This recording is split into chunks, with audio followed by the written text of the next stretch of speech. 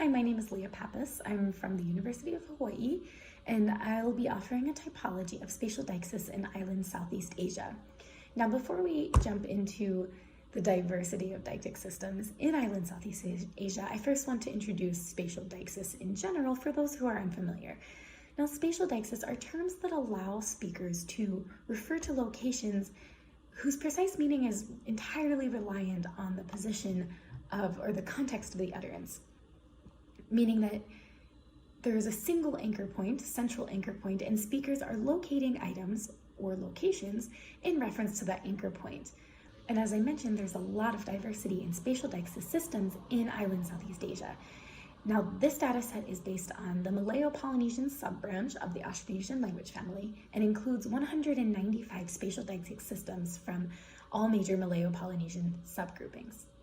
Now, this data derives from grammars, dictionaries, spatial grammars, word lists, language learning materials, etc., anything that would describe the spatial deixis system of a language rather comprehensively.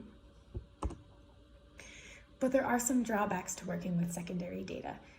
We have to note that researchers are using different methodologies to collect this data and presenting it in different ways, which includes using different glossing as well as different levels of thoroughness in terms of how well they describe the system, which required a fair amount of interpretation and analysis on my part. Now, one thing I did consider was that if the system was not described well enough for me to even understand what each of the terms means, I did not include it. So I also want to note that spatial deixis can exist in languages in two different ways. We can have symmetrical systems and we can have asymmetrical systems. Now, symmetrical systems are those which are the same across word classes.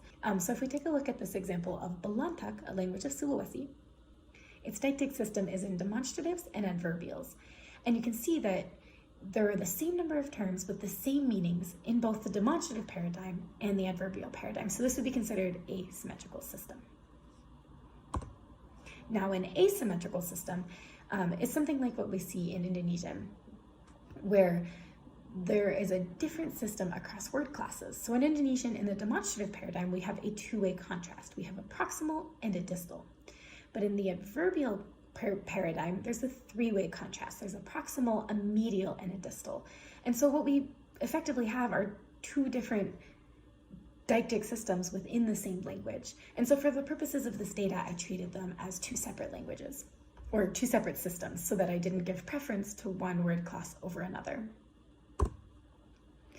Okay, now let's turn to the typology itself. I've categorized these systems into three major types of systems. We have distance, person, and elevation-oriented systems. Distance systems use only the speaker as the deictic center. Person systems use minimally the speaker and the addressee, but may use other persons as well as the center. And elevation-oriented systems include the vertical axis, differentiate the horizontal from the vertical axis within the system. So each of these different kinds of systems can be further subcategorized into the number of spatial contrasts, which can be determined based on the distance from the deictic center. And sometimes these distances can be differentiated using different semantic parameters, such as touch, gesture, reach, visibility, audibility, and specificity. These are the ones that occur in this data set at least. Okay, let's turn first to distance-oriented systems. These are the systems that use only the speaker as the deictic center. So if we take a look at this diagram on the side of the screen, you can see that the speaker, this is a conversation between the speaker and an addressee. Speaker is here, addressee is here. And you can see that each of these distance contrasts, proximal, medial, and distal, are centered on the speaker. The speaker is what's important. The position of the addressee does not matter in this deictic system. Okay. Now, distance-oriented systems can range from two-way systems to seven-way systems. So there's quite a bit of complexity in the kind of system that we have. But the most common type of system we have are the two- and the three-way system. Now, two-way system, there isn't a lot of variability in how these occur. We have simple proximal versus distal. Now, Malay also has this contrast in its demonstrative paradigm. So in one, I live in this house, the use of ini indicates that the house is near the speaker. In number two, sit in that chair, the use of itu signifies that the chair is not near the speaker. So we have the simple, proximal versus distal contrast. And this is the most common type of system we see within the entire data set. When it comes to three-way systems, then we're seeing a contrast between proximal, medial, and distal. And it was evident as well with the two-term systems, but suddenly, once you have this addition of a medial, the fact that there's fuzzy boundaries between each of these terms becomes a little more apparent. And sometimes researchers will go through the trouble to try and differentiate exactly what is the difference between proximal and medial and distal. But very often these terms are not clearly distinguished in the literature. However, some examples of how we can distinguish these terms, if we turn to Chach, a language of New Caledonia, Chach differentiates proximal from medial in that proximal terms, the proximal is touched, something that's being touched or held, medial is something that is not being touched or held. Now in Long Lamai Pemen of Sarawak and Kilibila of the Trobriand Islands, both of these use visibility to distinguish medial from distal. So the medial is far but still able to be seen, and the distal is far and out of sight. So we're using visibility as kind of a cutoff between terms. So these are just some of the semantic parameters that are in use to distinguish terms, but they're not always documented, and so we need a little bit more here. Now, as I mentioned, we can see 2 to 7-way systems. That means we also have 4 and 5 and 6-way distance systems, but there's not enough time to go through all of those. So I just want to introduce what a very complex distance system would look like, and that is Malagasy. Malagasy has 7 degrees of distance from the speaker in its deictic system. And so if we take a look at the deictic system on this page, a couple things become very apparent very quickly. First, it's immensely complex. This is the adverbial and the demonstrative paradigms, but both of them have at least 14 different terms. There are 7 spatial contrasts, which are categorized as proximal, medial, and distal. And unfortunately, it's not entirely clear what the distinction is between each of the terms. Now with proximal, it is documented that the second column refers to general proximal locations, while the first column refers to specific proximal locations, so there's a distinction of specificity. But among the medial and distal terms, at least I wasn't able to find any documentation distinguishing them. Another interesting thing to note about Malagasy is that there's a visible and non-visible distinction, even at the proximal level. So usually visibility is something that comes into play on the distal level. But in this case, we even see visibility coming into play in the closer elements. Turning to person-oriented systems, these are deictic systems that use both the speaker and the addressee minimally as deictic centers. So if we take a look at the diagram here, this is a typical 3-way person-oriented system, which uses the speaker space for a near speaker term, the addressee space for a near addressee term, and then a far from both term. So evidently this system is also encoding distance, right? We have near and far from deictic centers. What's changing here is that suddenly the position of the addressee matters when choosing a deictic term, okay? And these systems range minimally from a 3-way system to a 7-way system. So we also see a lot of diversity. So as I mentioned, the diagram here is the most common type of person-oriented system that we see. Now there is another type of 3-way person system in the documentation, and this distinguishes near speaker, near addressee, and near third person.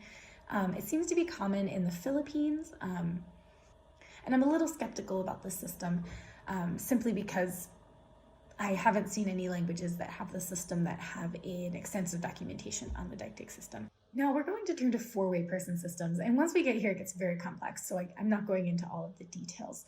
But what we see are there are 12 languages with 4-way person-oriented systems, and 4 different kinds of systems that these kind of fit into. Now the first system is basically this system, but with an added distal term. So we have three deictic centers plus a distal.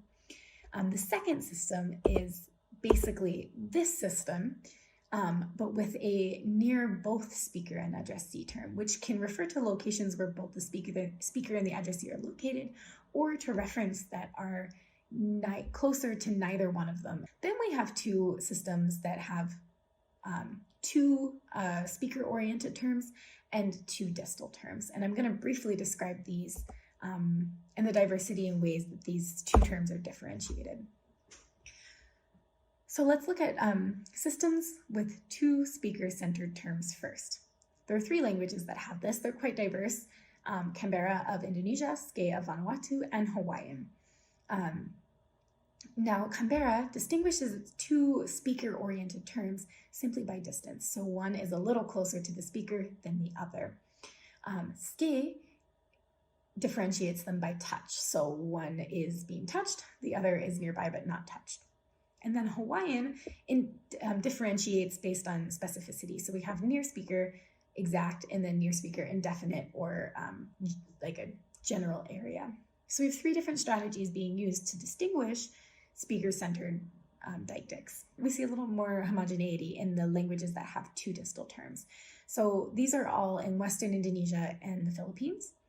And we see two options. Mualang distinguishes the two distal terms simply based on distance. So this is admittedly a little subjective in terms of how much distance does the speaker want to put between themselves and the referent. But Gayo and Bunukit both include an element of visibility. So if it's far away but still visible, use one term. If it's far away but out of sight, use another term. And just like the distance systems, we also have 5- and 6-way contrasts among the person-oriented systems. But I want to share the most complex example that gives us an idea of how these more complex systems, person systems, work. Now, Samoan has 3 speaker-oriented terms, 2 addressee-oriented terms, and 2 distal terms. Now, speaker terms are distinguished by in the possession of versus not in the possession of.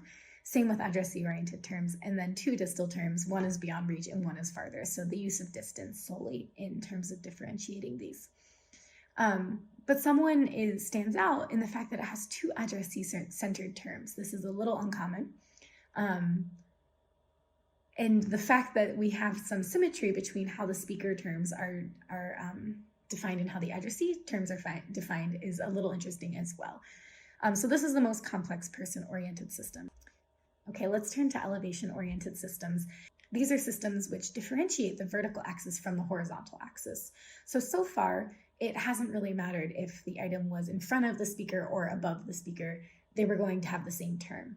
So evidently, on the horizontal axis, these types of systems are using a person or distance-oriented system.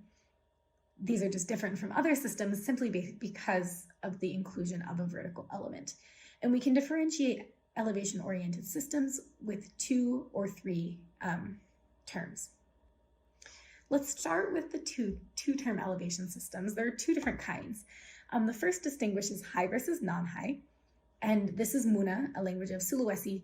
This is the deictic system, quite complex. There are 7 terms. On the proximal level, what we have is a person-oriented system, and on the distal level, the speakers have the choice between 4 distal demonstratives. They can choose between encoding visibility or elevation. Okay, and so whenever they're distinguishing elevation, they then have the choice to determine whether the referent is higher in elevation than the speaker or level or lower than the speaker. If the item is higher, they choose the word tatu. If level or lower, watu. So we have this high versus non-high distinction. Now compare the Muna system with Balantak, which distinguishes high versus low. On the surface, the demonstrative system of Balantak, it's a language of Sulawesi as well, has a very similar look. 3 proximal terms, which are person-oriented, and 4 distal terms. But the distal terms, the speakers have the choice between a general distal, a lateral distal, and then a high versus low distinction. In this case, level is not being included in the elevation paradigm. And we can take a look at how this works in number 6, which states that person down there under that areca palm, the use of ro'o in this instance is not indicating that the person is below the areca palm, but rather that both the palm and the person are at a lower elevation than the speaker. 3-term elevation systems all distinguish higher, level, and lower. And this is Moribawa, another language of Sulawesi. And It has a near speaker, near listener term, and then 3 distal terms, which distinguish level, higher, and lower. So at this point, you should start seeing a trend that we're really often seeing the use of elevational terms only on the distal level. But there are exceptions, and we can turn to Vanuatu for those exceptions. This is the system of Marae, a language of Vanuatu, which looks very different from the Sulawesi systems that I just introduced. What we have is a distance, 3-way distance contrast, proximal, medial, and distal on the horizontal. And then on the vertical, we have high, level, and low, so that speakers are always expressing some sort of horizontal information and some sort of vertical information. So in 7, that man is bad, the use of levanie indicates that the man in reference is both level with the speaker and far away. So in this system, elevation is important on both the proximal and the medial as well as the distal, unlike the Sulawesi systems. To conclude, I wanted to draw some generalizations about the deictic systems that I've described so far. Now, looking at these systems, we can first look at the patterns of the use of semantic parameters to differentiate terms within a system. And what we see are that on a proximal level, we see the use of touch, gesture, reach, and specificity all being very important to distinguish proximal from medial or 2 proximal terms, etc. On a distal level, we see visibility and very occasionally audibility becoming important on the distal level. Now with elevation systems, as I mentioned, most elevation systems really only code elevation at the distal level. Only a couple of languages have elevation and code elevation on the proximal level. And then when we're looking at person-oriented systems, there's some interesting trends in choice of deictic center. Most languages, 62 of the languages of the 74 person-oriented languages, have an equal number of speaker and addressee-oriented terms. So most of them have 1 of each. 2 languages have 2 of each. But there are 12 languages that have an unequal number of speaker and addressee-oriented terms. And of these languages, I know it's not a lot, it's only 12, but not a single language has more addressee-oriented terms than speaker-oriented terms. And it seems to simply suggest that there's some sort of preference for the speaker to be the deictic center over the addressee. And if we look on a larger level, this is kind of the case just in the fact that we have this distance versus person-oriented systems, where distance systems only use the speaker as the deictic center. And so even with person-oriented systems, we're seeing a preference for, a slight preference for speaker-centered terms over addressee. Now, if we just take a look at some numbers and how these systems are, how many of these systems we see throughout the Malayo-Polynesian languages, we can see that distance-oriented systems are more common than person-oriented systems. Of the 195 systems, we have 107 distance-oriented systems and 74 person-oriented systems. The single most common type of system are a 2-way distance-oriented system, proximal versus distal. Almost just as common are 3-way person-oriented systems, which include near speaker, near addressee, and near distal, or near speaker, near addressee, and near third person. So those are nearly just as common as the 2-way systems. The only other really common type of system are 3-way distance systems, proximal, medial, distal. Okay. And then any more complex systems really don't see a lot of languages with those more complex systems, and elevation systems are not very common at all. And if we take a look at the distribution of these types of systems throughout the Malayo-Polynesian languages, there are some distributional trends, but not many. They're really nicely distributed. Slightly more person-oriented systems in Oceania, slightly more distance-oriented systems in southern Indonesia, but there is quite a good mix of both. But we do see 2 pockets of elevation. Eastern Indonesia and Sulawesi have elevation, and then Vanuatu and New Caledonia have elevation systems. So there's kind of 2 pockets of elevation type systems. And finally, I'd just like to say thank you for listening, and please help if you can. If you have any knowledge of spatial deictic systems on the languages that you work on. I would love any comments or corrections or information that might improve or expand the data set that I've already compiled. The data set is available at the URL on this page. You're welcome to take a look at it and send me an email or anything if you have anything to add. Or here's some references if you have any interest. And thank you very much for joining.